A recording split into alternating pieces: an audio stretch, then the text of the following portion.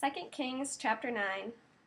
Elisha the prophet summoned one of the guild prophets and said to him, "Prepare for traveling. Take this flask of oil in your hand and go to Ramoth Gilead. When you get there, look for Jehu the son of Jehoshaphat, the son of Nimshi. Enter, have him step away from his companions, and take him to an inside room. Then take the flask of oil, pour it on his head, and say, 'This is what Adonai says, I have anointed you king over Israel.' After that, open the door and get away from there as fast as you can." So the young prophet left for Ramoth Gilead. When he arrived, he found the senior army officer sitting there. He said, "I have a message for you, commander." Jehu asked, "For which one of us?" "For you, commander," he said. Jehu got up and went into the house. Then the prophet poured the oil on his head and said to him, "This is what Adonai, the God of Israel, says. I have anointed you king over the people of Adonai, over Israel. You will attack the house of Achav, your master, so that I can avenge the blood of my servants, the prophets, and all of the servants of Adonai, blood shed by Jezebel. The entire house of Achav will perish. I will cut off from Achav every male, whether slave or free, in Israel. I will make the house of Achav like the house of Jeroboam, the son of Nebat, and like the house of Baasha, the son of Achiah. Moreover, the dogs will eat Jezebel and the dumping ground of Israel, and there will be no one to bury her." Then he opened the door and fled. Jehu returned to the servants of his lord, and one of them said to him, "Is everything all right? Why did this Meshuggah come to you?" He answered them, "You know the kind and how they babble." They said, "You're being evasive. Come on, tell us the truth."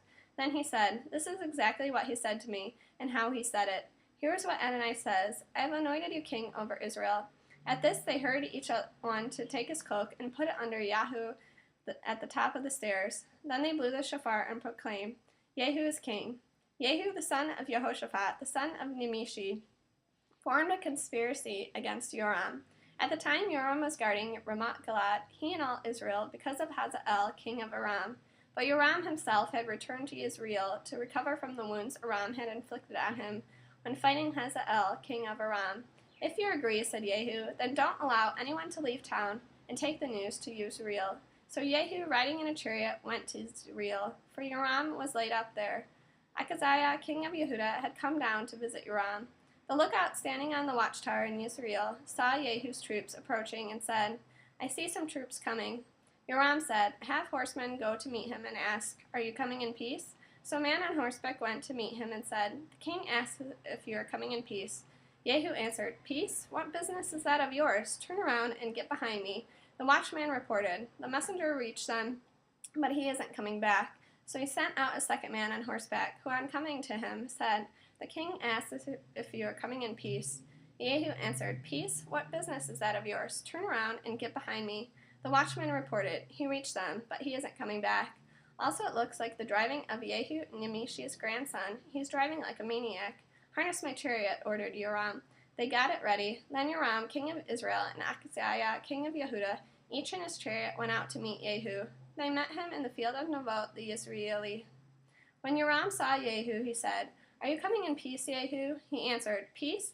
With your mother Jezebel continuing all her cult, prostitution, and witchcraft? What a question!" Joram wheeled around and fled, shouting, "Treachery, Achaziah!" Jehu drew his bow, and with all his strength, and struck Joram between the shoulder blades. The arrow went through his heart, and he collapsed in his chariot. "Pick him up," said Jehu to Bidkar, his servant, "and throw him into the field of Naboth the Yisraeli. For remember how, when you and I were riding together after Achav his father, Adonai pronounced the sentence against him. Adonai says, 'Yesterday I saw the blood of Naboth and the blood of his sons.' Adonai also says, 'I will pay you back in this field.' Therefore, pick him up and throw him into the field, in keeping with what Adonai said." But when Achaziah, the king of Yehudah, saw this, he fled on the road past Beit Hagan. Jehu pursued him and ordered, "Strike him too in his chariot." So they struck him at the Gur ascent near Yevelaam. He fled to Megiddo, but there he died. His servants carried him in a chariot to Yerushalayim and buried him in his tomb with his ancestors in the city of David. It was in the 11th year of Joram, the son of Achav, that Achaziah had begun his rule over Yehudah. When Jehu reached Israel and Jezebel heard of it, she put on eye makeup, fixed her hair, and looked out the window. As Jehu came through the city gate, she asked, "Are you here in peace, you Zimri, you murderer of your master?" Looking up at the window, he said, "Who is on my side? Who?" 2 or 3 officers looked out toward him.